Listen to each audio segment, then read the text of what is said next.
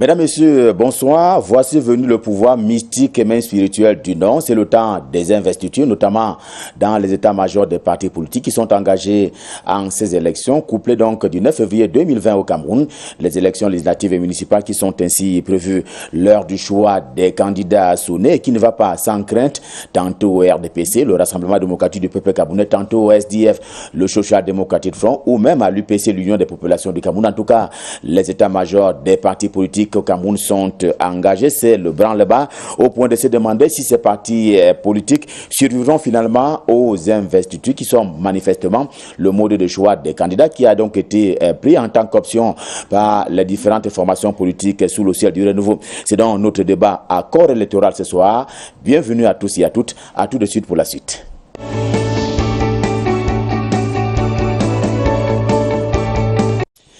Et pour en parler ce soir, parler donc de ces investitures comme mode qui a donc été préféré par les partis politiques. Nous avons convié des personnalités de la scène socio-médiatique et même politico-médiatique du Cameroun. Je commence par le professeur Claude Abbé qui est à ma droite. Professeur Claude Abbé, bonsoir.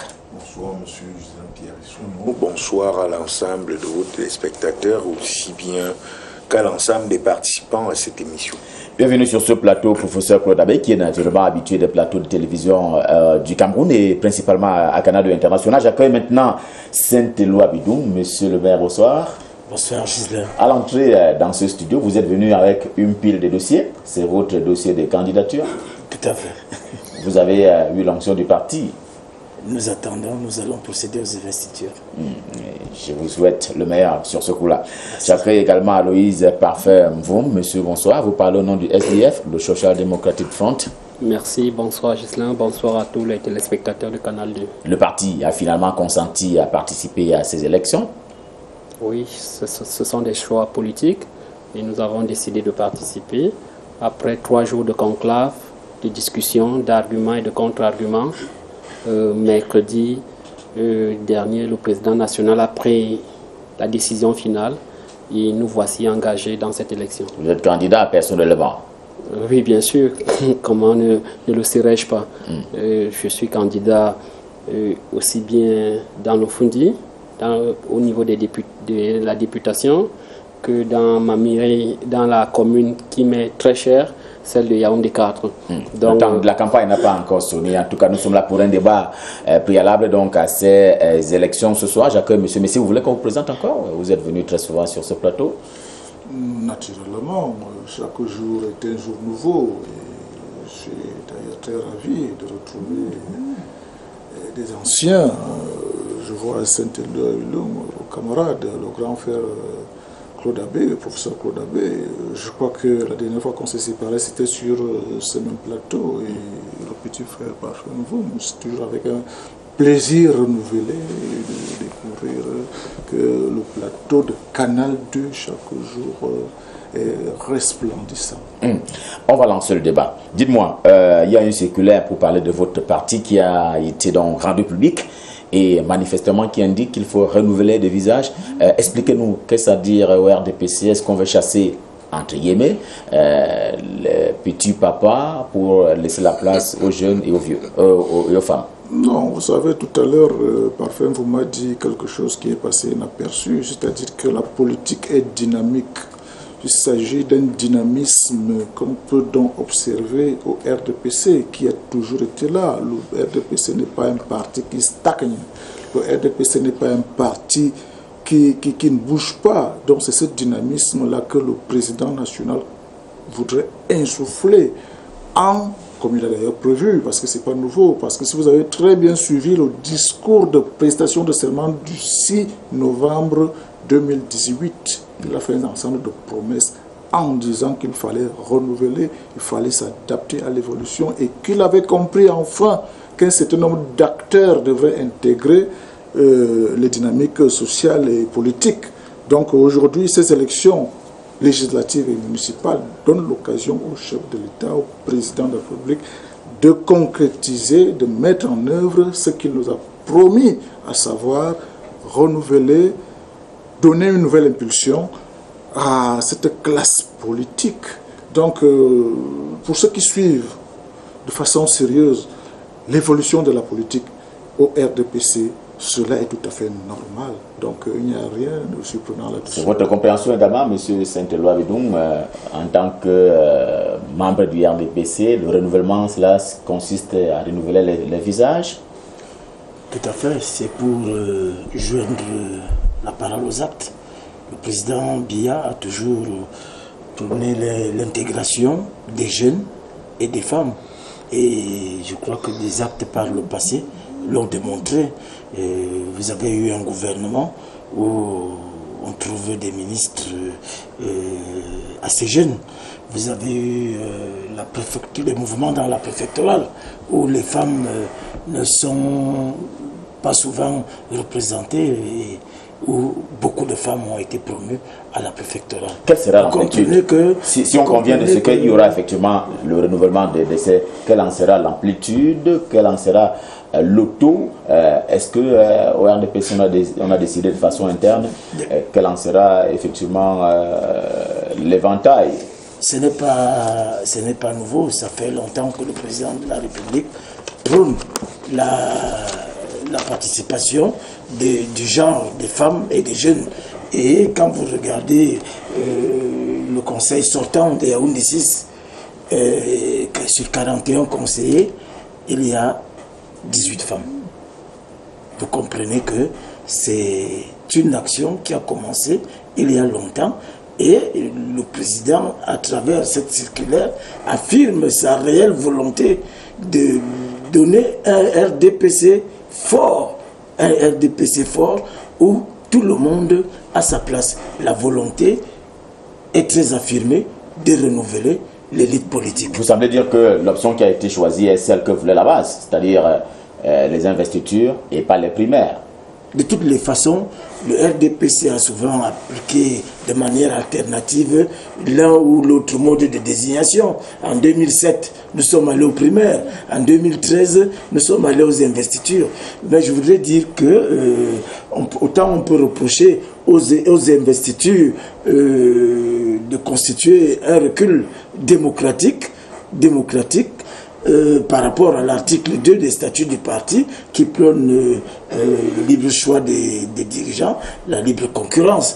Mais autant on peut reprocher aux primaires de laisser quand même des séquelles indélébiles et des séquelles, des blessures qui ne cicatrisent pas avant les élections et qui peuvent faire les affaires du parti parfait-vous, dans la mesure où les mécontents... bon, je crois que les investitures permettent quand même au parti de s'assurer que les grands militants, la base militante est suffisamment représentée. Et ça permet également au parti de reprendre la main sur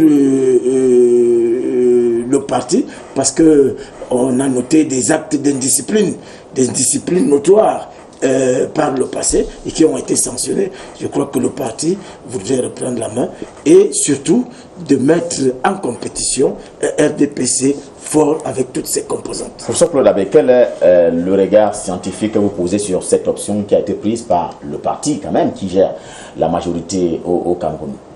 Non, il faut dire deux ou trois choses à ce sujet. La première chose qu'il va falloir constater, c'est que probablement, c'est une hypothèse, une conjecture que j'émets, que les instances dirigeantes du RDPC ont sûrement pris acte du fait que la bataille ne sera pas facile et que c'est une bataille qui s'annonce véritablement âpre sur le terrain. Et à ce titre-là, il me semble que, et c'est le deuxième élément, que le RDPC a conscience du fait que il y a un certain nombre de visages qui se sont cristallisés et qui se sont enracinés et qui aujourd'hui emportent avec eux une certaine lassitude, et que à ce titre-là, il faut peut-être commencer à travailler en son sein. Une lassitude à l'intérieur de leur propre rang et une lassitude au niveau de la société camerounaise qui les observe et qu'aujourd'hui il faille faire une nouvelle offre en termes de personnel politique éligible. Troisième élément, me semble-t-il, et c'est là où je rejoins M. Saint-Éloi Bidou, c'est que ce mode, tout en laissant une possibilité que la base puisse s'exprimer, la primauté donnée à l'investiture montre que le parti a à cœur de tenir son échiquier, de tenir à cette sorte d'éléments où on veut voir les militants qui sont effectivement engagés à la discipline de leur parti. Mais il faut ajouter un élément, parce que si on tient compte de cette circulaire-là, la base semble être un élément évaluateur et appréciateur. C'est-à-dire qu'au même moment où l'establishment peut accepter, peut arriver à un certain nombre d'investitures, il faudrait que ce soit en toute conformité avec la base. Et que, au cas où la base n'était pas d'accord, l'on passerait par la voie des élections. Sauf que le temps presse, professeur Claude Abbé. Je ne sais pas dans quelle mesure cela va se dérouler, mais vous savez, les occasions électorales sont des occasions de multiplication d'appétits et de projets longtemps nourris, dans lesquels chacun voudrait bien se présenter. Et j'imagine bien que si les uns et les autres n'arrivent pas à mettre l'eau dans leur moulin en termes de tractation et de négociation et de trouver un consensus, il y a fort à parier que la base sera probablement obligée d'arbitrer. Et peut-être pour sortir sur ce volet de notre débat, professeur Claude Abbé, la presse, pour ne pas prendre un autre exemple, a redouté le pouvoir de l'argent et même également de ces militants du RDPC qui avaient contre eux les affaires au niveau du tribunal criminel spécial et qui voulaient ainsi s'investir dans le parti pour pouvoir aller, le moment venu, conquérir l'immunité parlementaire. Oui, évidemment, on le sait que par le passé, ce n'est même pas seulement pour cette législature. Il y a toujours eu beaucoup de suspects et de personnes qui sont, si on peut le dire, des gens ayant maille à partir avec les tribunaux, qui sont allés se cacher derrière l'immunité parlementaire pour éviter d'être véritablement mis à la solde des tribunaux. Et il me semble que probablement là le RDPC semble, je voudrais le dire, c'est encore une conjecture, semble en train de renouer avec l'idéal prononcé de la moralisation, en commençant par son intérieur. Il faut aussi l'avouer qu'il y a l'élément lié à la discipline du parti, c'est-à-dire qu'il y a un certain nombre, d'après la circulaire, il y a un certain nombre d'acteurs qui avaient été d'une certaine manière ou d'une autre sanctionnés et qui vivent une double sanction, puisqu'en réalité, ces gens peuvent difficilement être candidats à une investiture ou à une quelconque élection. Donc, de mon point de vue, il me semble qu'il y a un travail probablement où le RDPC veut donner une image au niveau de l'électorat, en disant à l'électorat, nous vous envoyons une image d'un certain nombre d'acteurs qui peuvent porter le projet que le RDPC a souvent voulu vendre. Et donc, on verra, moi en tant qu'observateur, on essaiera d'observer tout cela et puis de voir ce que cette expérimentation la donne. Bon, en attendant que Saint-Éloi Bidou nous décline quelques-uns de ces noms, ou alors M. Messi qui est le communicant du RDPC sur ce plateau, j'accueille une fois encore Aloïse Parfait Mvoum qui a eu quelques ennuis s'agissant de la constitution de son dossier portant candidat à la candidature de député et ou de conseiller municipal. Ben, ce n'est pas seulement mon dossier personnel, c'est une affaire générale et généralisée. Et d'ailleurs, c'est pour cela que je m'interroge d'ailleurs sur l'opportunité de cette circulaire. Si cette circulaire... Celle du RDPC? Du RDPC, bien sûr. Parce qu'on ne peut pas vouloir arranger apparemment les choses de l'intérieur et de l'extérieur, on continue à compliquer le contexte. Le contexte, j'ai eu pas moins de 200 coups de fil aujourd'hui venant de toute la région du centre en rapport avec tous les blocages qu'ont nos camarades par rapport à ces dossiers, notamment ceux relatifs à la redevance au niveau des impôts, ceux relatifs au certificat de domicile. On vous dit dans la loi qu'il faut exclusivement l'attestation de domicile qui doit être signée chez le sous-préfet, mais lui à son niveau il a encore produit d'autres pièces, c'est-à-dire qu'il y a une attestation de domicile et un certificat de domicile, et vous devez aller chercher l'attestation de domicile chez le chef de quartier qui lui-même est candidat, à ces élections. Vous arrivez là, il n'est pas présent, il dit d'ailleurs parfois qu'il ne vous reconnaît pas, pourtant c'est votre voisin. Vous avez au niveau des palais de justice les certificats, le bulletin numéro 3 qu'on demande, qui doit être gratuit, mais on vous demande de le payer.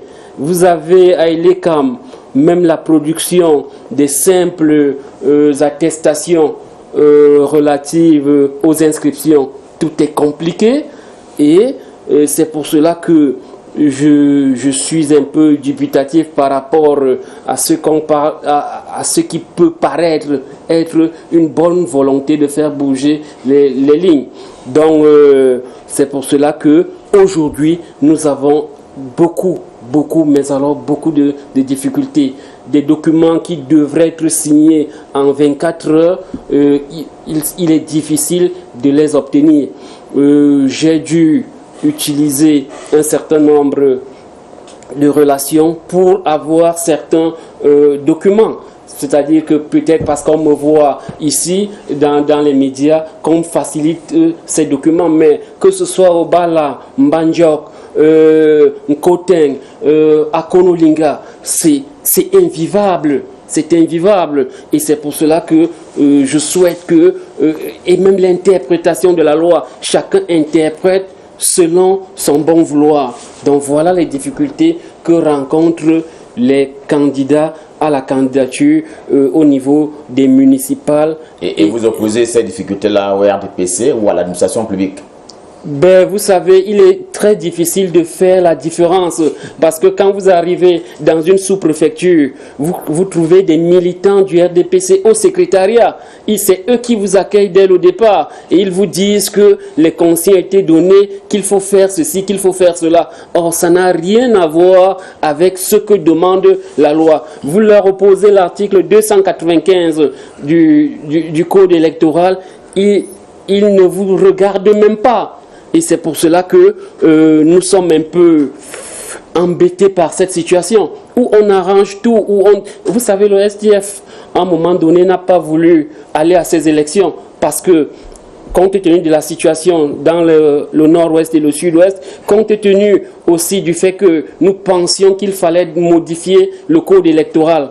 Mais finalement, nous avons décidé de prendre part à ces élections. Mais si nous venons à ces élections et que nous trouvons autant d'obstacles, demain ou après-demain, vous direz, le RDPC ira aux élections avec déjà 120 mairies sans avoir compétit, ou bien 120 mairies où il y a une seule liste, ou alors 33 députés comme en 2013, sans qu'il n'y ait de compétition. Si c'est l'objectif, qu'on nous le dise. Et tout cela se fait avec la complicité et du RDPC et de l'administration RDPC, ce qui est dommage. Vous êtes de tout cœur avec ce qu'il dit, M. Messi, par rapport au SDF. Mais peut-être avant que vous ne répondiez à ma question, est-ce que le SDF a postulé sur l'ensemble des deux régions en crise, le nord-ouest et le sud-ouest? Oui, la circulaire ou bien la décision du président national est claire. Nous allons postuler dans tout le Cameroun. Et là aussi, c'est un problème parce que vous arrivez dans certaines administrations. D'abord, nos compatriotes de langue anglaise qui sont ici, ils n'arrivent pas à faire signer leurs documents. Que ce soit... Je crois qu'ils ont postulé. Que ce soit... Que le RDPC me permette de parler. Donc, que ce soit dans le centre ou bien au nord-ouest, il est difficile qu'ils aient le moindre document. Ici, on leur refuse et je crois que j'ai reçu Canal 2 aujourd'hui par rapport à cette situation parce que ceux qui venaient de marquer les Camerounais, les déplacés de la crise anglophone, ne peuvent donc pas se faire établir des documents pour pouvoir eux aussi postuler. Oui, bien sûr. Réponse maintenant de M. Messi pour le compte de la communication du RDPC. Nous disons que avant d'embrayer sur la question que parfois vous m'abordez, je voudrais revenir sur la question de départ qui est interne et qui semble préoccuper toutes les formations, toutes les sensibilités politiques. À savoir, qu'est-ce qui se passe au RDPC? Les investitures ou les primaires? Je crois qu'il faut qu'on s'entende là-dessus. Par rapport à cette élection couplée municipale et législative, qu'est-ce qui se passe? Quand vous lisez la circulaire du président national du RDPC, avec la note du secrétaire général du comité central,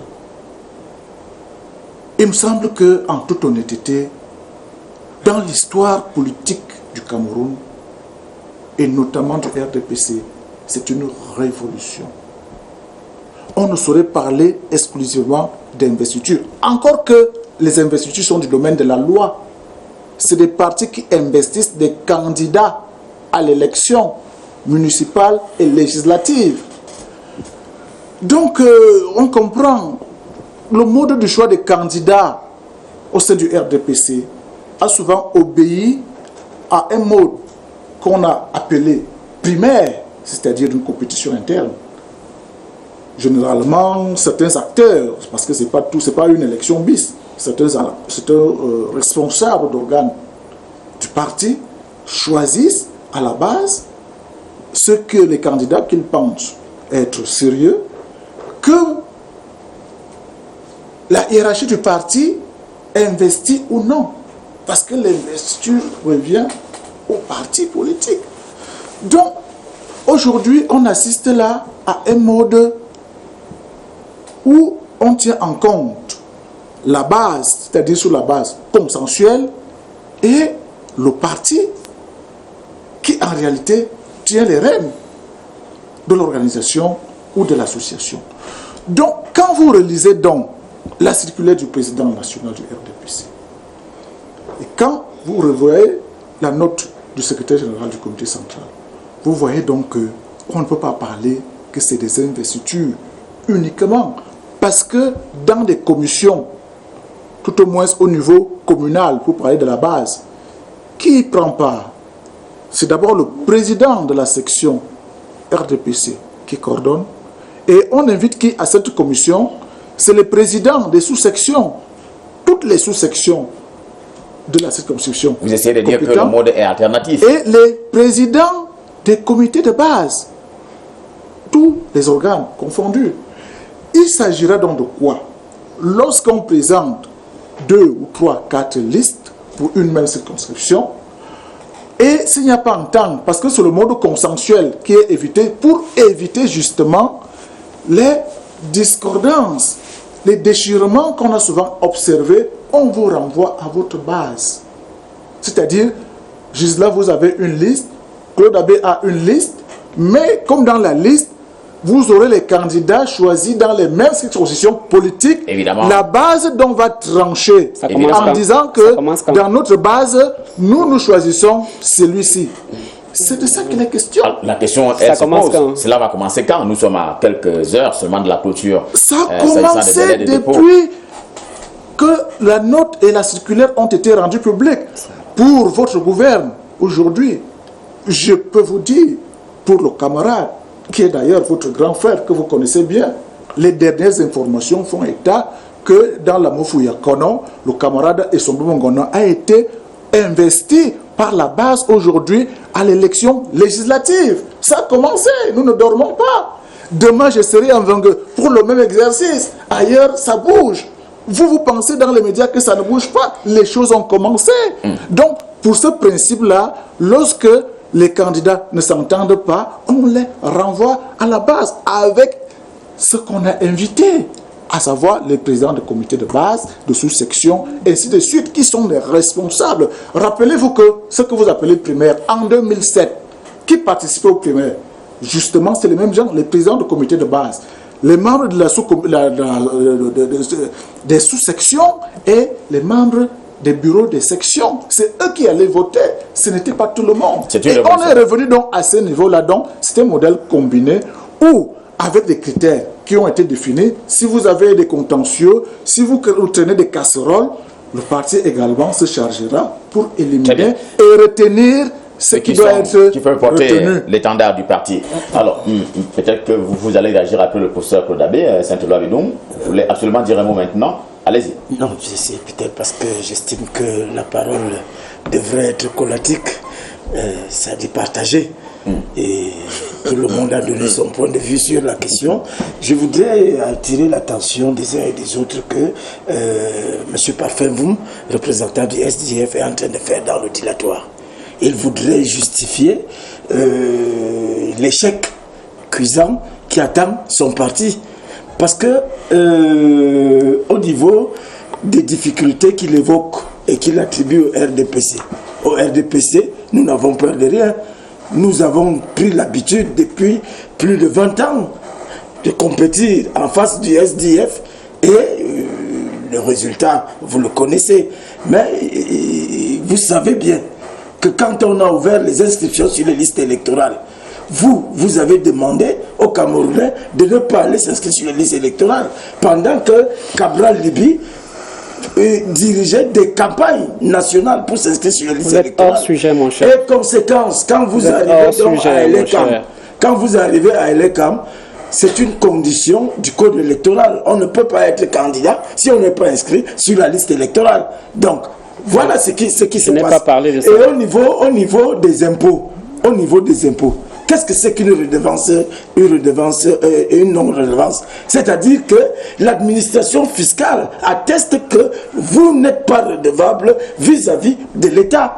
Or, beaucoup de personnes qui ont reçu des taxes foncières, qui ne les ont jamais payées, eh bien, plusieurs candidats du SDF sont dans cette posture. Même du RDPC, le problème ne se pose pas seulement pour le SDF. Moi, j'étais aux impôts aujourd'hui, j'ai discuté avec le chef de centre où je lui faisais savoir que les tests disaient que la signature des documents est gratuite. Il dit non. La non-redevance, c'est-à-dire que l'État atteste que vous ne devez rien. Et comme j'ai votre dossier fiscal, effectivement, je veux vous signer vos trucs. Sinon, ça c'est pas gratuit. Non, vous devez payer si vous êtes redevable. Qu'est-ce que vous devez payer? Qu'est-ce que vous devez payer? Maintenant, au niveau des investitures au sein du RDPC, je crois que je voudrais quand même marquer des inquiétudes et des inquiétudes sérieuses. Le président national du RDPC a commis une circulaire qui est claire, c'est-à-dire que les investitures se passeront sur la base des listes concurrentes. C'est de ça qu'il s'agit. Mais, tel que les choses ont commencé, par exemple à Yaoundé 6 aujourd'hui, je crains Qu'est-ce que vous craignez? Non, je crains qu'il ne se passe... c'est-à-dire que ce qu'on a reproché au RDPC en 2013, c'est-à-dire des commissions qui viennent installer des copains, des coquins, ainsi de suite. Comment voulez-vous que le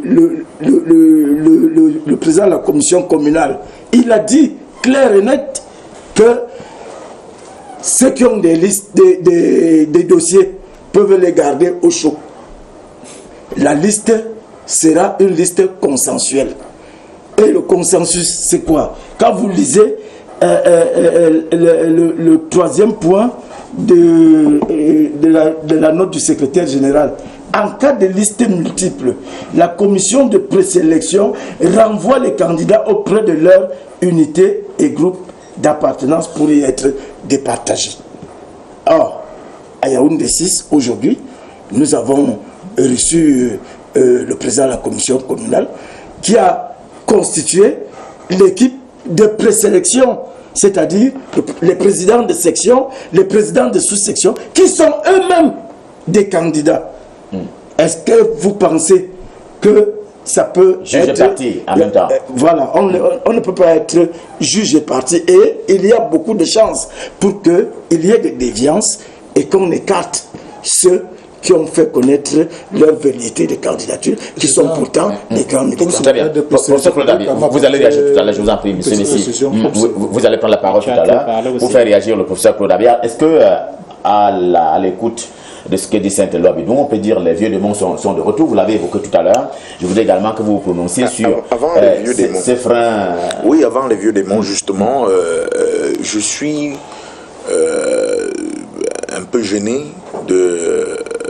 du discours que tient M. Saint-Éloi Bidon au sujet des récriminations que soulève le SIF, d'ailleurs qui n'est pas seul à les soulever. Le MRC, qui est quelque peu en congé, le PRCN et autres, ils relèvent les mêmes choses, c'est-à-dire qu'il y a un déficit de sportisation de la part de certains, c'est-à-dire de fair play, de la part d'un certain nombre d'acteurs qui sont des autorités administratives et qui ont probablement de la sympathie pour un des partis en compétition, enfin, en compétition potentielle de ce point de vue, puisque les candidatures n'ont pas encore été reçues. Et moi, c'est important de le relever ici que ça peut déplaire à beaucoup de personnes, ça peut amener certaines personnes qui sont dans leur zone de confort à ne pas être d'avis avec moi, mais j'ai un certain nombre, moi je suis sociologue et j'ai un certain nombre d'éléments qui me permettent de le dire, qu'on est malheureusement là en face de la manifestation de l'État-parti ou du parti-État, dans la mesure où, regardez, je vous prendrai un exemple fort simple. Si vous allez au niveau de l'aéroport de Yaoundé-Simalène, demandez un peu la liste des autorités qui sont censées être reçues de manière assez particulière. Vous allez voir qu'en dehors des ministres et d'un certain nombre des parlementaires et autres, vous verrez les membres du comité central du RDPC. Et j'ai donc peur il n'y a pas les membres du NEC. Non, malheureusement, il faut le dire. C'est des tares de du fonctionnement de notre administration qu'il faut relever pour leur demander de jouer leur rôle et de laisser les électeurs arbitrer, pour qu'on entre dans une civilisation des mœurs démocratiques dans le contexte qui est le nôtre. Maintenant, je ne pourrais pas penser un seul moment qu'il s'agit là d'une décision qui a été prise en haut lieu au niveau du RDPC. Probablement, il est possible que, c'est une conjecture que je fais, il est possible qu'un certain nombre d'acteurs habités par le carriélisme et par un certain nombre de zèles se montrent très très partisans dans leur démarche, parce que jusqu'alors je ne crois pas avoir rencontré un écrit quelque part où le RDPC a systématiquement demander aux autorités administratives d'agir de façon partisane. Tout à fait. Voilà, et c'est important de le prendre au sérieux et d'attirer l'attention des autorités administratives pour leur demander qu'il ne s'agit pas d'une faveur qu'ils font. Ce n'est pas un système généralisé de faveurs qu'ils font aux partis d'opposition. C'est un droit. C'est un droit auquel ces gens ont accès pour assainir le jeu politique dans le contexte qui est le nôtre, de manière à ce qu'on arrive à une élection qui est crédible. Et donc, de mon point de vue, c'est véritablement un élément qu'il faut mettre en ligne de mire ici et puis dire à ces autorités de se conformer à la loi républicaine et de rester véritablement républicains, quel que soit leur penchant par ailleurs ou leur sympathie, qui peut s'exprimer dans les bureaux de vote, mais maintenant pas au niveau de faire des tacles irréguliers à un certain nombre, certains disparaissent de leur bureau et tout le reste et tout, c'est pas tout normal.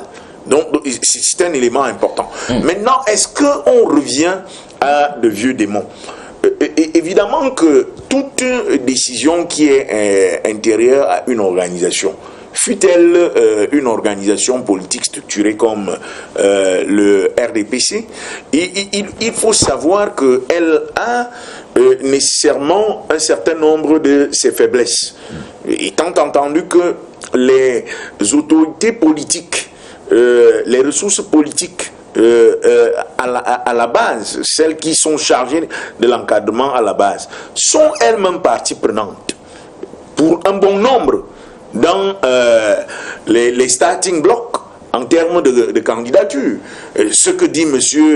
Saint-Éloi Bidoum est à prendre également très au sérieux ici, c'est-à-dire qu'on a là des gens qui sont juges et partis, et à ce moment-là, on revient au niveau de ce qui était reproché justement au RDPC par les partis d'opposition, c'est-à-dire que les establishments locaux deviennent à ce moment-là des sortes de privilégiés qui à un moment donné peuvent empêcher la sportisation et le fair play politique à l'intérieur de cette formation politique. Et cela peut avoir un certain nombre d'incidences quant au choix des candidats qui sont les leurs. Allez, monsieur Messi va réagir, même peut-être Aloïs Safon vous dira tout à l'heure quels sont les cas, peut-être pour aller dans le sens. C'est rien de ce qui est plus parlé ici. Je voudrais réagir pour dissiper peut-être un malentendu ou une mésentente.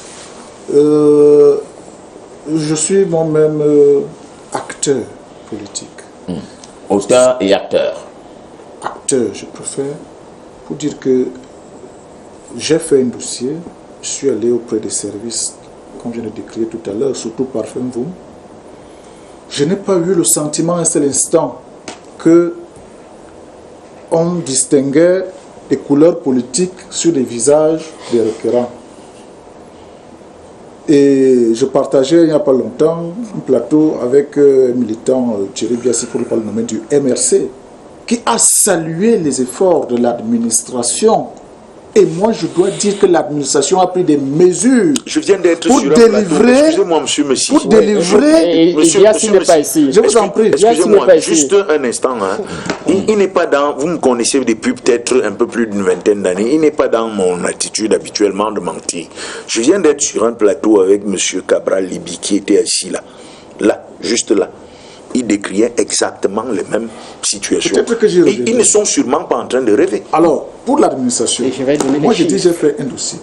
Je n'ai vu nulle part où on distinguait des couleurs politiques. Déjà tout le monde vient et puis. Mais ce que je tiens à dire, c'est dans le cadre du parti, à l'intérieur du parti, où vous imaginez qu'un maire sortant qui est candidat et qui doit délivrer, par exemple, les extraits de naissance aux listes concurrentes. Alors, ou alors, il prend la tête un président de section qui doit délivrer des attestations de discipline des camarades concurrents. C'est là le vrai problème. Or, tout est inscrit dans la circulaire.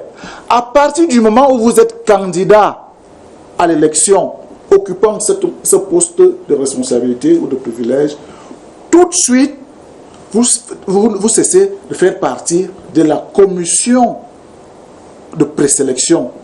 Or, je ne vous dis pas, il y a des présidents de section qui sont acteurs, mais qui jusqu'à présent convoquent des réunions dans le cadre du parti.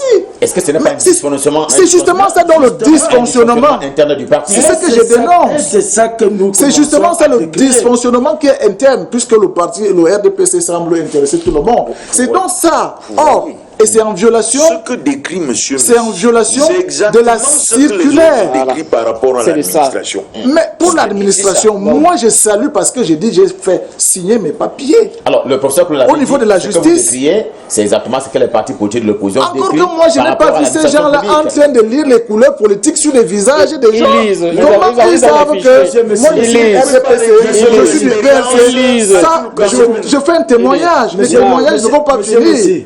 N'allons pas loin. Moi, je fais un témoignage en ce qui me concerne. Et comment on signe les extraits? Mais c'est donc là la dérive. On vous apporte. Ça, c'est les maires. On vous apporte. C'est différent. On vous apporte des parapheurs. Les gens sont dehors. Là, c'est différent. C'est ce que je dis. Non, monsieur le maire, laissez le dilatoire. Monsieur le dilatoire. J'ai signé l'extrait à Capral Libi. J'ai signé l'extrait à Jean Takungan. Vous êtes peut-être une exception. Vous êtes peut-être une exception. Vous êtes une exception. Mais moi, je vous donne les faits. Je vous donne les faits. Vous comprenez? Au palais de justice, c'est 2000 francs pour faire l'extrait de l'acte de naissance. Ils vous le disent, ils ne discutent pas avec vous. C'est des frais de fouille. Non, quel frais de fouille? C'est interdit par la loi. C'est interdit par la loi. Je vous donne les chiffres. Aucun texte. Et on dit, l'article 295 dit, tous les actes sont gratuits. Ancienne, que ce soit pour les élections ou non, quand vous voulez un extrait. Même l'extrait, le casier numéro 3, on a toujours donné les frais de fouille. Je vous en prie. Écoutez un peu ce que dit Alain Parfum. Ils ne vont pas. On retient qu'il y a les frais de fouille. On verra si c'est légal. Oui, il n'y a aucun texte là-dessus. Il ne faut pas. Mais ce n'est pas lié nécessairement aux élections. Moi aussi, j'ai parfois. Là, le professeur, ça toujours existe. Prof, je vous dis, il y a 5 ans, c'était gratuit. Non, je vous dis que. Non, pendant les élections, tous les actes sont gratuits. C'est le code électoral qui le dit. Ça, c'est la première chose. La deuxième chose, il parle de la redevance, de la non-redevance. Mais il y a des militants du RDPC qui doivent près de 850 millions. Je prends un cas dans le Mamekim. On leur a délivré la non-redevance.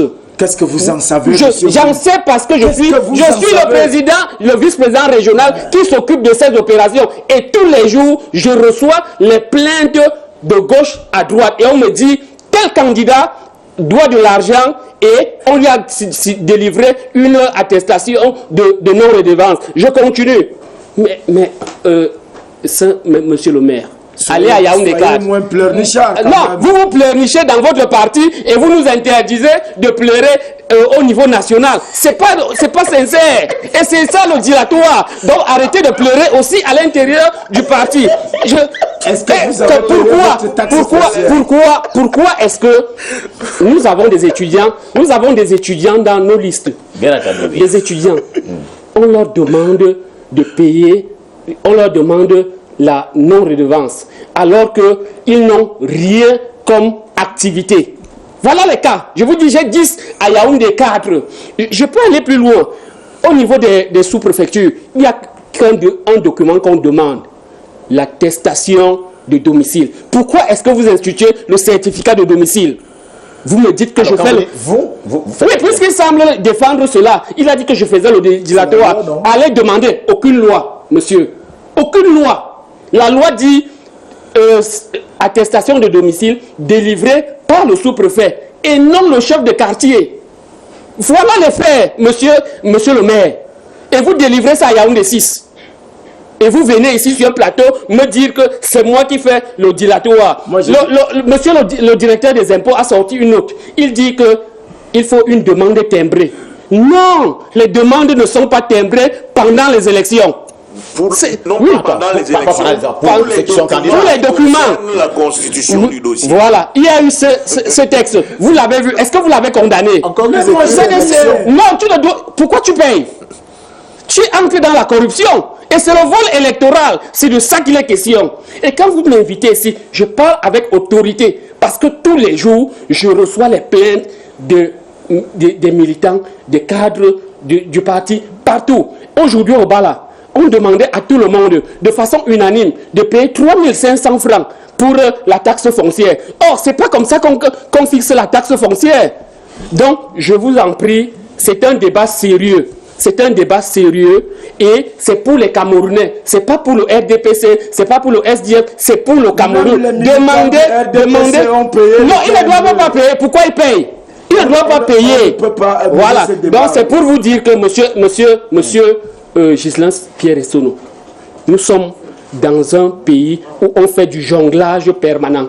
Il y a la loi et on refuse d'appliquer. Et je suis gêné par les militants du RDPC que je pensais progressistes, qui devaient condamner aussi bien les actes qui se passent dans le parti que ceux qui se passent au niveau national. Ils vous disent qu'au niveau national, non, c'est que le SDF a boycotté et il ne voulait pas aller aux élections. Cabral a fait ceci, comme il donne des fleurs à Cabral pour cette affaire. Or, ce n'est pas de ça qu'il est question. C'est est-ce qu'on applique la loi ou on ne la pas. Très bien. Sainte-Loi Binou, je vous donne la parole. On a la chance d'avoir un chef d'exécutif communal et par ailleurs candidat conseiller municipal. Pourquoi vous avez payé ce qui n'est pas dû?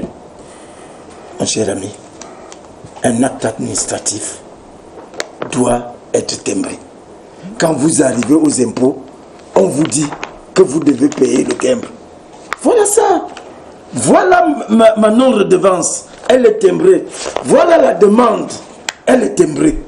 Ce n'est pas un problème si on commence à mener le débat de savoir s'il faut payer, s'il ne faut pas payer. De toutes les façons, les élections sont déjà là. Vous violez la loi.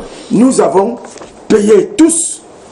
Payé. Vous avez l'argent d'ailleurs. Et maintenant, non, je dis que c'est une fois de plus, c'est le dilatoire. Mais moi, je voudrais embrayer sur ce que mon camarade de parti disait tout à l'heure.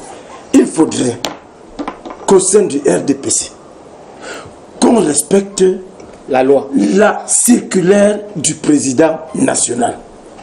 On ne peut pas faire des primaires en Balmayo, on ne peut pas faire des élections, des confrontations, des listes pour arriver à une liste consensuelle. Qui fait le consensus? Ce sont les candidats ou alors c'est le représentant du comité central qui arrive pour constater qu'il y a des listes. Et il y a des gens qui ont fait les dossiers. Quand vous vous retrouvez dans un arrondissement qui a près d'1 million d'habitants avec plus de 100 personnes qui ont composé des dossiers. Je crois que c'est révélateur du dynamisme politique dans le parti, dans cet arrondissement. On ne peut pas priver les uns et les autres de se frotter et d'arriver au consensus. Parce que sinon, en arrangeant les choses comme c'est en train d'être fait, en cas de blocage, la commission de présélection procède au vote candidat contre candidat. Ça, c'est les tests. Alors, à Yaoundé 4, imaginez un seul instant, Madame Amognoma n'est pas présidente de section. Mais on a sélectionné les présidents de section, les présidents de sous-section pour aller constituer les listes. Vous pensez que ceux qui sont en charge de sélectionner pourront l'investir? Non.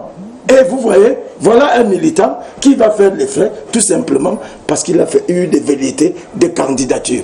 Et son sort est entre ses concurrents. Je crois que en ce moment, à Yaoundé 6, on vient de m'appeler, il y a des militants qui ont fait des listes, qui sont en train de faire une pétition pour le départemental, pour contester cet état de fait. Très bien. Professeur Claude Abbé, pour entrer sur cet aspect du débat, cela va naturellement aller à l'avantage des partis politiques de l'opposition si jamais le RDPC se porte mal dans certaines unités électorales.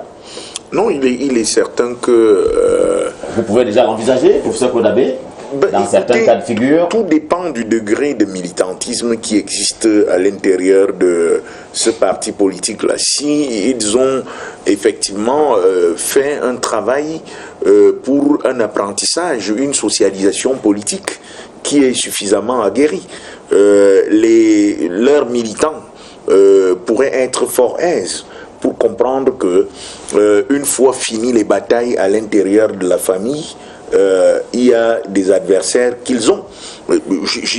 C'est une conjecture encore une fois que je fais. Mais nous le savons que par le passé, il y a eu beaucoup de meurtrissures, beaucoup de blessures qui sont restées assez béantes et qui ont parfois coûté très très cher à certaines formations politiques sorties, déchirées, en raison de la désignation de leurs candidats dans les élections soit municipales, soit législatives. Et donc de ce point de vue-là, à partir en rang dispersé, en ayant cassé véritablement des œufs à l'intérieur de la maison, on pourrait arriver avec quelques jaunes d'œufs qui se voient à l'extérieur et qui peuvent être récupérés par les adversaires.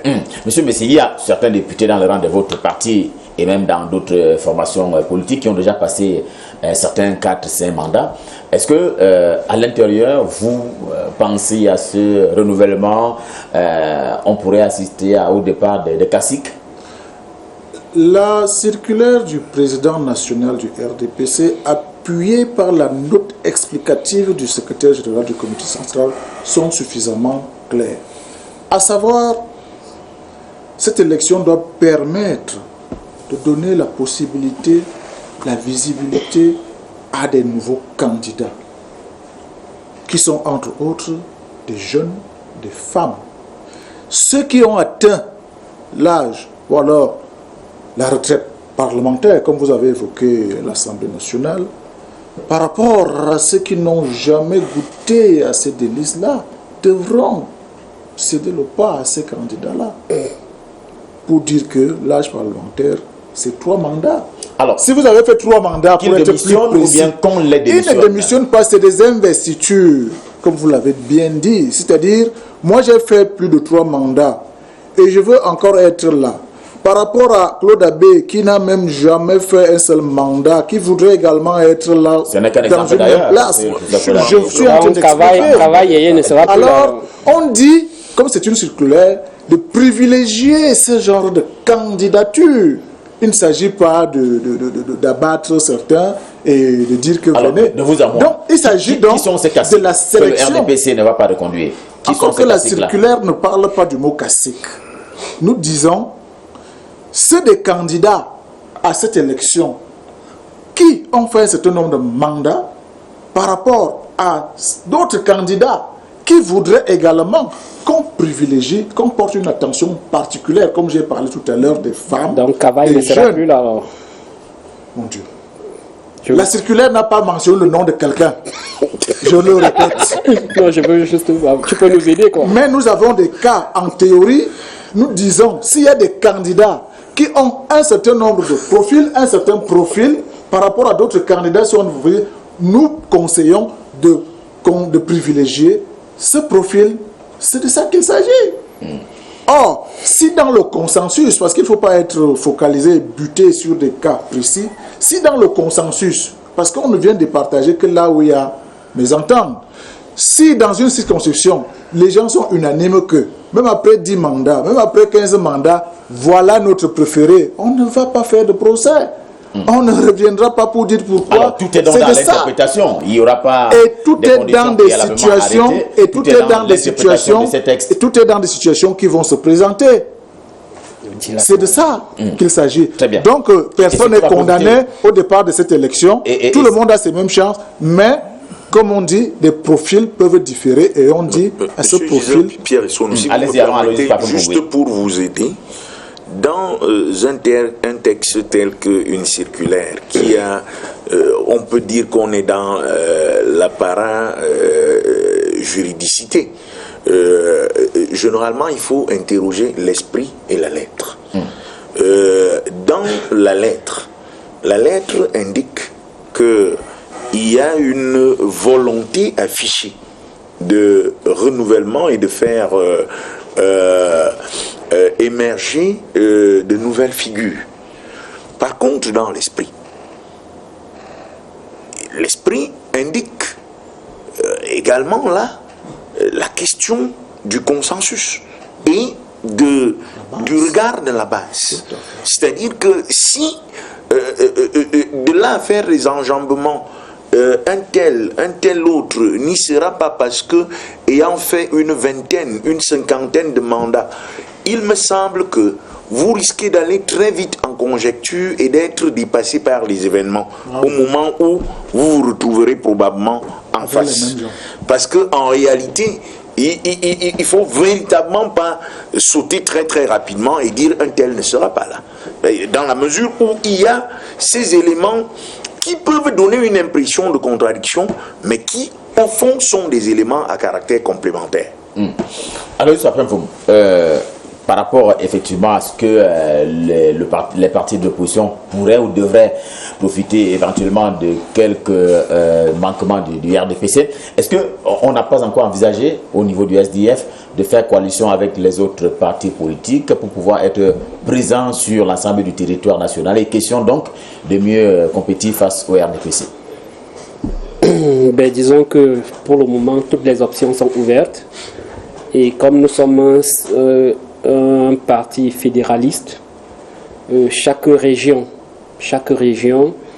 essaye de travailler dans le sens du plus grand rassemblement possible.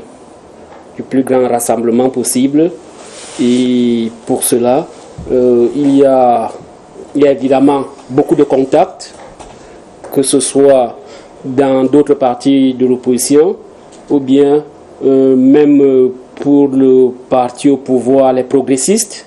Il y a beaucoup de personnes qui frappent à nos portes. Nous étudions tous les cas et essayons d'avoir le maximum possible pour que, par exemple dans le centre que je maîtrise le plus, pour que nous sortions victorieux ou bien que nous ayons un meilleur résultat lors de ces prochaines échéances. Donc il y a un travail qui est en train d'être fait. Vous savez, ces élections pour nous c'est un défi et une rectification. Défi parce qu'on a pris le train pratiquement en marche par rapport à ces élections et rectification en rapport avec l'élection de 2018. C'est pour cela que tous les militants du SDF sont fortement engagés et on n'exclut aucune hypothèse lors des prochaines élections. Y compris les alliances. On a assisté à l'une d'entre elles en début de semaine entre l'UDC et le PCRN de Cabral Libye. Manifestement, cela pourrait marcher. Est-ce qu'on peut pas envisager cela entre le SDF et d'autres partis politiques? En réalité, les élections locales sont différentes de l'élection présidentielle. Au niveau des élections locales, au niveau des élections municipales et même législatives, il y a toujours des combinaisons. Le seul drame ou bien le seul inconvénient, c'est au niveau de la loi. Parce que lorsque vous voulez même faire une alliance, c'est qu'à ce moment-là, vous allez perdre votre qualité de militant de votre parti pour retrouver la qualité du nouveau parti. Donc c'est un peu cela le seul hic. Parce que l'alliance ne fonctionne pas de cette manière. Lorsque il y a... Non, s'il vous plaît, prof. Ça c'est une première hypothèse. Il y a une autre hypothèse où, comme au niveau de la région du centre, on peut dire que il y a 72 arrondissements. On peut dire, ok, nous allons soutenir, je prends un exemple, le parti de Cabral dans l'Union Ekele, et que lui, il nous soutienne par exemple à Obala, et là, c'est ce... L'alliance est justement une plateforme de travail. L'alliance est une plateforme de travail qui est un mécanisme de collaboration qui tout dépend. Ça peut être une alliance de gouvernement, ça peut être une alliance au niveau de l'entrée en compétition, et qui peut se jouer au niveau de la compétition en termes de là où j'ai davantage, là où un parti a davantage de possibilités théoriquement pour s'en sortir, le parti B avec lequel il est en alliance se désiste et lui accorde plutôt son soutien. Et dans d'autres situations, on assiste même à la mutualisation des efforts, à la mutualisation des ressources pour aller face à un adversaire qu'on a dès l'entame déterminé et qui permet effectivement d'y arriver. Et une alliance, habituellement, c'est pas une plateforme qui se fait d'individu à individu. C'est une plateforme qui se joue au niveau des establishments, des partis politiques, et qui s'entendent au niveau des termes de cette alliance-là et mettent un contenu dans les projets à mettre en ça. Et il y a également une limitation au niveau du calendrier en termes de quand à quand court cette alliance. Donc il ne s'agit pas de partir de son parti politique pour rejoindre un autre. C'est tout simplement un mécanisme pour de lutter de compétition politique. Alors, cette loi Bidon, à vous entendre parler, il y a donc ces pistes en termes d'interprétation de textes internes à votre parti politique s'agissant de ce processus d'investiture. On peut déjà se dire qu'il n'y aura pas de très grands nouveaux visages, il n'y aura pas véritablement de renouvellement de la classe politique concernant votre parti, mais également d'autres formations. De toutes les façons, la circulaire du président démontre qu'il a pris acte de ce que les partis d'opposition ont occupé un certain espace politique sur le plan national et de mieux préparer le RDPC à répondre, à apporter une réponse. C'est pour ça qu'il a mis un certain nombre de dispositions dans cette circulaire qui permettront au RDPC de pouvoir remporter ces élections. Je pense notamment à l'idée de consensus. Le consensus, nous au RDPC, nous savons nous retrouver. Nous savons que ce qui nous divise est moins important que ce qui nous lie. Et nous n'aurons pas du mal à arriver à des listes consensuelles, à condition que, sur toute l'étendue du territoire, qu'on respecte la circulaire du président. Que tous ceux, il y a des gens qui ont donné leur vie au RDPC et fermé la porte d'entrée de jeu, qu'ils ne peuvent pas compétir à l'intérieur ou que leur dossier n'a aucune chance d'être examiné. Je dis, il y a un risque. Mais le président du RDPC nous a invités à aller au consensus, à tout faire pour que le RDPC gagne. Nous ne voulons pas faire les coalitions pour le SDF. Nous, on fait le consensus chez nous et tout le monde sera là. Alors, monsieur, est-ce que le RDPC va survivre à ces investitures? Survivre, ça veut dire que le RDPC est en difficulté. Et moi, je crois que ce n'est pas ça la bonne question. La bonne question, c'est que est-ce que après ce double scrutin, on aura une nouvelle classe politique qui répond aux attentes ou aux défis de l'heure, c'est-à-dire des défis de développement, des défis de pacification du pays. Et à ce titre, le RDPC a un rôle à jouer. Est-ce que le RDPC jouera ce rôle? La question de survie du RDPC ne se pose pas. Pourquoi? Parce que quand vous regardez le mécanisme qui est mis en place pour aller à ces élections, la commission centrale de supervision des investitures sur le comité central, qui est appuyée par les délégations régionales permanentes, départementales et communales, Ça veut dire qu'à chaque instance, il faudra un franc jeu. Les dysfonctionnements, et c'est là où moi je dis, tous ces responsables-là, délégués, départemental, régional, ainsi de suite, ils sont mis au défi. Parce que tout manquement, on saura que c'est eux. Donc pour dire que le président de la République a donné une indication, à savoir choisir des candidats capables.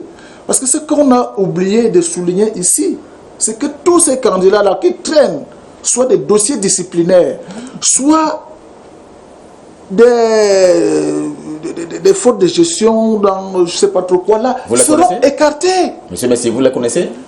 Les instances habilitées les connaissent et ont rendu la copie.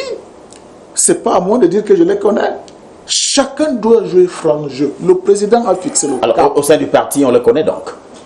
Ce n'est pas le parti qui connaît, c'est des instances. Si vous avez traîné des fautes de gestion, il s'agit de la justice. Oui, qui dira? Est-ce que cela ne rejoint pas ce que disait Aloïse Parfum-Vouma, à savoir cette trop grande proximité, cet amour dont on ne sait pas quelle est l'origine entre le RDPC et les institutions de la République? Il n'y a pas d'amour parfait entre les institutions et le RDPC. Le RDPC est un parti proche du pouvoir. Ça, il faut le savoir. Donc, il peut avoir les Et informations le RDPC à caractère soutient judiciaire l'action sur- du pouvoir.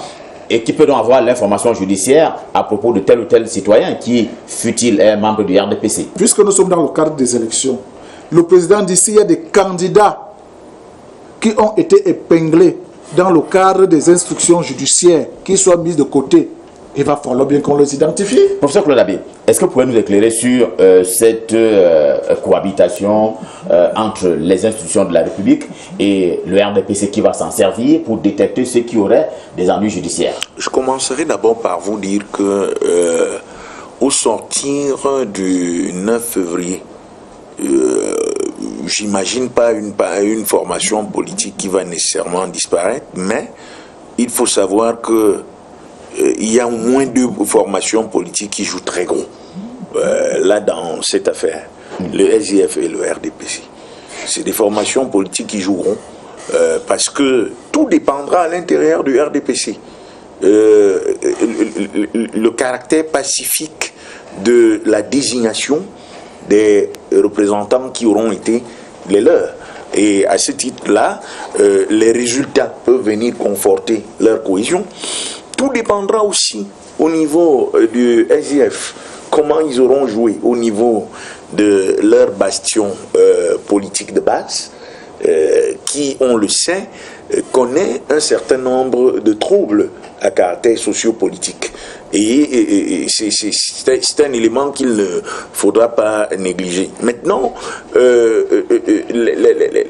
le rapprochement entre le RDPC et les institutions politiques et les institutions administratives, c'est-à-dire notamment le judiciaire, l'exécutif et autres, on va se rendre compte que bon, si il est facile de comprendre au niveau de l'exécutif que leur président est également le président de la République, et qu'il est également facile de comprendre au niveau du législatif qu'ils ont une majorité absolue dans les deux chambres du Parlement, c'est au niveau justement du judiciaire où les magistrats ne sont pas autorisés à faire de la politique qu'on va se poser une certaine question de la trop grande proximité au cas où effectivement on se rendait compte qu'un certain nombre d'informations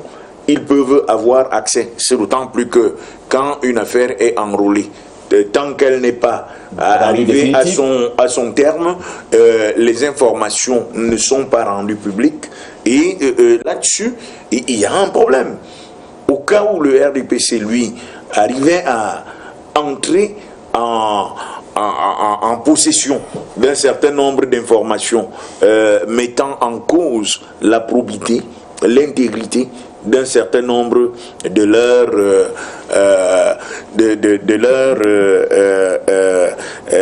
militants qui ne sont pas l'objet d'une interpellation particulière en termes de garde à vue ou même en termes de présumés coupables dans un certain nombre de procès, et à telle enseigne que ces présomptions-là soient des présomptions publiquement connues de tout le monde.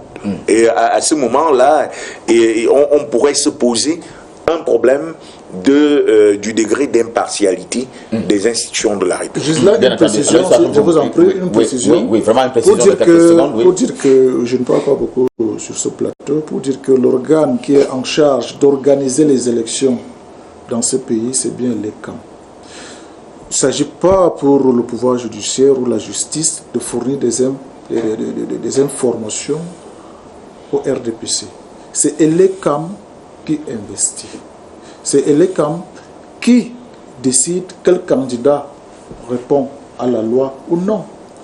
Donc, au sein du RDPC, nous disons qu'il faut quand même une probité morale lorsqu'on veut être conseiller municipal. Ce que vous dites n'est pas très vrai. Parce qu'en fait, l'ECAM est l'antichambre de la structure du contentieux pré- et post-électoral. C'est après, justement, que cette structure-là, qui, me semble-t-il, jusqu'à preuve de contraire, reste bien le Conseil constitutionnel. Et c'est une fois que le Conseil constitutionnel, peut-être au niveau du Conseil constitutionnel, effectivement, il peut y avoir un rejet d'un certain nombre de candidatures, mais pas pour présomption, mais en réalité pour des gens dont les condamnations ont été rendues définitives. Donc, on est donc d'accord que le RDPC n'est pour rien dans la procédure. Non, la question c'est comment est-ce que vous avez intégré dans votre code de choix des candidats que celui qui a des ennuis judiciaires ne peut pas faire acte de candidature. Alors la question c'est où est-ce que vous allez puiser cette information? Quand on convoque les gens au TCS, est-ce que c'est confidentiel? Oui, mais tant que quelqu'un n'a pas été condamné, quand on les entend... Non, mais le RDPC dit que lorsqu'on est un peu mouillé, comme on peut dire... Là, ce serait contre la loi de la République. Tant que quelqu'un n'a pas été condamné... la présomption d'innocence. Au nom du procès équitable. Le président national du RDPC s'est rendu compte que ce sont les responsables. Le RDPC ne refait pas les lois, mais est astreint aux lois de la République. Il a posé, c'est une mesure interne. Donc il s'agit là d'une décision qui en réalité est contre les lois de la République. Si elle venait, le RDPC n'évolue pas en dehors de la République. Par exemple, on vous dit que le 5 décembre 2013, il y a eu des sanctions. Ceux-là ne doivent pas postuler, c'est interne. Oui, ceux-là, c'est des sanctions connues. Justement, mais qui ne sont pas de nature de la loi. C'est connu, mais celles qui sont liées à la loi.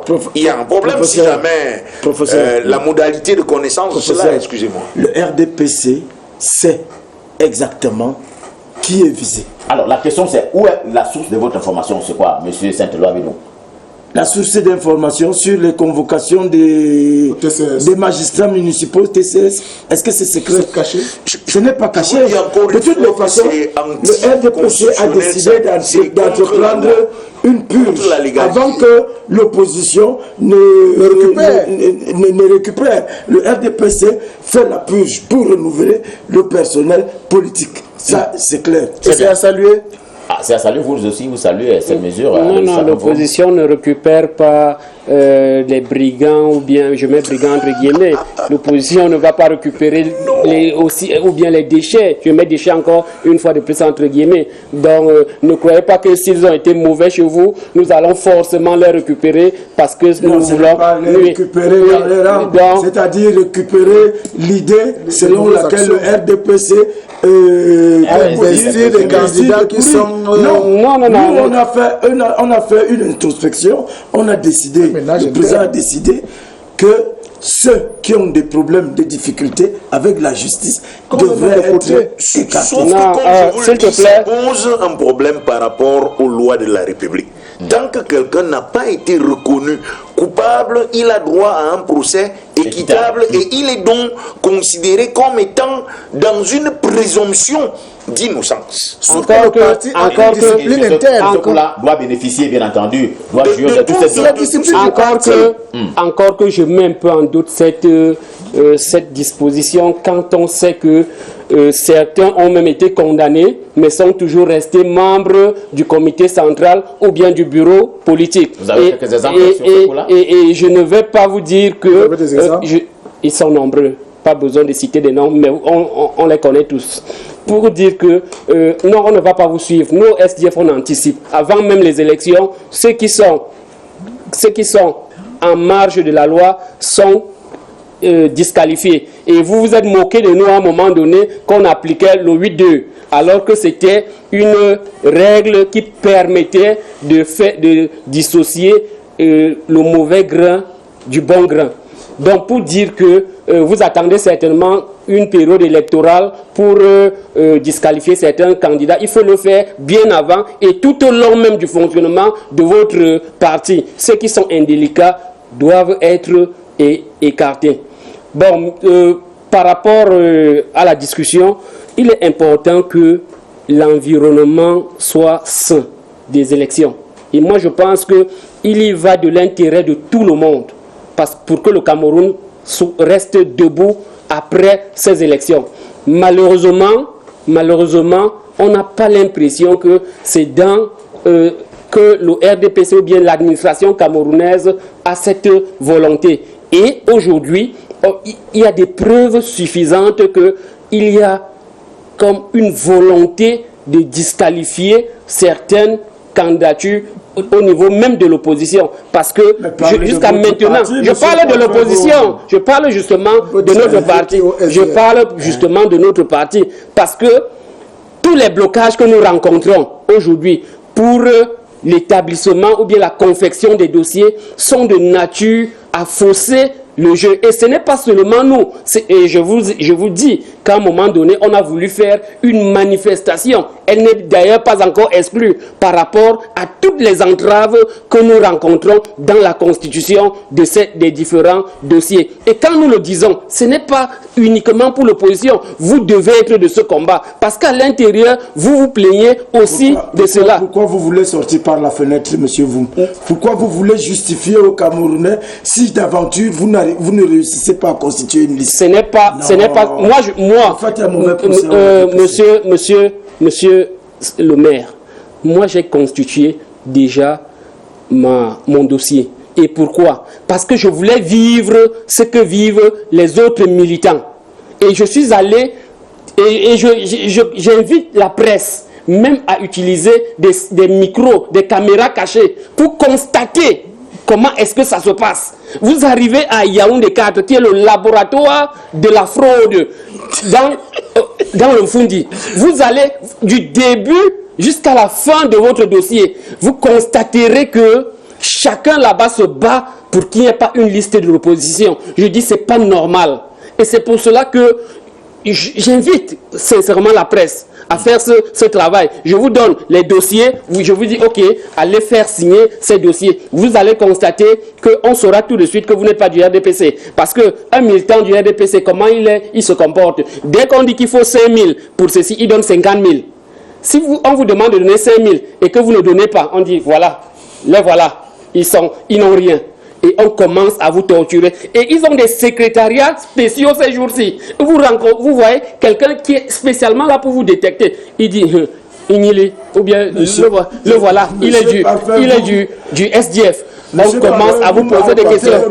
Très bien. Non, même à Yaoundé 6, non, monsieur le maire, même à Yaoundé 6, même à Yaoundé 6, j'ai l'avantage,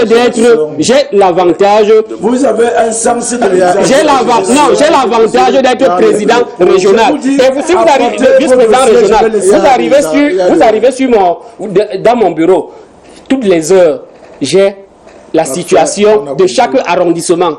J'ai les difficultés. Et je suis venu ici le dire. pour que les Camerounais... À Yaoundé 6, on a des problèmes. Le SDF de Yaoundé 6 a des problèmes. Allez, monsieur le maire, vous êtes complice. Merci pour l'engagement que vous prenez, monsieur le maire, et c'est bon pour la marche de la démocratie. Monsieur Parfait, vous a... Alors, Claude Abbé, oui. Est-ce qu'il faut donner, oui ou non, de la considération à, je n'ai pas envie d'appeler cela des caricatures, mais c'est faits qui ont été vécus quand même. Non, il y a ce qu'on pourrait appeler une hyperbolisation probablement de la situation qui est légitimement compréhensible dans la mesure où en matière de lutte politique et dans un contexte préélectoral tel que celui-ci, tout le monde y va avec le doigté qui est le sien pour arriver soit à passer pour la victime, pour inviter les gens à s'apitoyer pour lui, soit à démontrer qu'il est bien préparé. Parce que de mon point de vue, quand vous suivez M. Parfait Mvoum, il me semble qu'il y a de l'exagération à penser que au sein du RDPC, ils ont des sacs d'argent qu'ils distribueraient. Parce que quand on vous demande 5 000 francs et que vous donnez plutôt 50 000 francs, il faut véritablement se poser la question. Quand on sait que les partis pour faire de la politique, un parti politique est une entreprise politique, et que il n'y a pas que dans ce parti que les gens possèdent de l'argent. Dans d'autres partis, les gens possèdent également de l'argent. Je vois un peu la lecture qu'ils voudraient faire, à savoir que beaucoup d'acteurs du RDPC étant dans les postes de gouvernance au niveau du Cameroun, et que probablement ils s'abreuveraient dans les caisses de l'État, mais on pourrait également rétorquer au SIF le même point de vue quand on connaît les rapprochements entre beaucoup d'acteurs à la direction même de votre parti avec c'est aussi un peu d'hyperbole là. Non, c'est pas une hyperbole. C'est pas une hyperbole que de dire que Monsieur Joshua aussi, par exemple, puisque vous avez voulu que je cite les noms, que il, dans ses activités en tant qu'entrepreneur, en dehors de l'homme politique qu'il est, et il rencontre les chemins de la présidence dans beaucoup d'endroits, et que ce qui signifie que si d'un côté certains prennent, lui aussi probablement a accès à cela. Donc c'est vous qui avez voulu que j'y aille jusqu'à ce niveau, parce que moi je ne cite pas habituellement les noms des individus dans mes démarches. Et quand on sait également que beaucoup d'acteurs d'un certain nombre de partis d'opposition marchent d'une manière indirecte dans les caisses de l'État. Et donc, de mon point de vue, il ne faudrait pas jouer à ce jeu de l'hyperbolisation. Il faut revenir aux fondamentaux et demander à l'administration, aux acteurs de l'administration, de jouer véritablement leur rôle, parce que l'intégrité de ce scrutin dépend du professionnalisme avec lequel et les maires et les sous-préfets et autres auront joué leur rôle de manière professionnelle. Il nous reste 5 minutes, chacun va avoir droit à une. Je commence par vous, monsieur Messi. En 1 minute, vraiment, il faut qu'on soit rigoureux sur ce temps-là. L'exagération de Parfait, comme tout à l'heure, parlant de l'autorité administrative, non, ou même municipale. Moi, je voudrais indiquer, peut-être pour le regretter, et d'ailleurs je suis ravi que le secrétaire général du comité central soit revenu pour demander, par exemple, aux présidents de section du RDPC, qui sont des coordonnateurs au niveau communal, de signer des attestations de discipline à tous les militants qui souhaitent cette pièce. Parce que, qu'est-ce qu'on sait? Lorsque un président de section est candidat et que vous êtes de l'autre côté, c'est-à-dire d'une autre liste, ça devient difficile. C'est ce qu'on peut constater. Il y a également, et je vous dis, ça c'est des choses à l'interne du RDPC.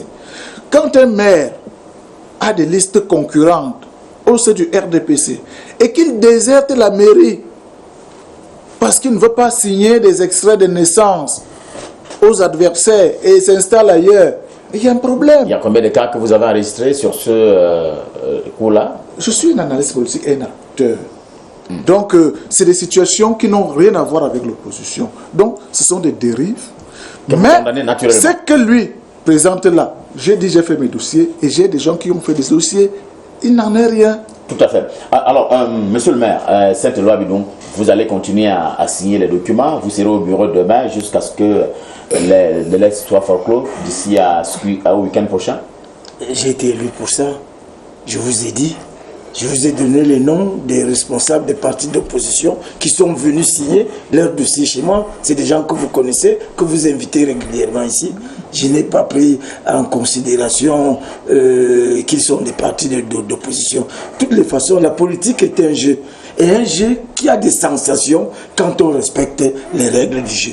Quand vous vous mettez à jouer des éternelles victimes, c'est-à-dire au lieu de battre campagne, au lieu de présenter un projet de société, vous passez tout votre temps à préparer l'opinion. Si demain, vous êtes battu... De ce point de vue-là, je peux dire que le SDF a un projet de société. C'est l'un des partis politiques d'opposition sérieux qui a un projet de société avec lequel, qui est bien connu. De toutes les façons, nous allons en campagne.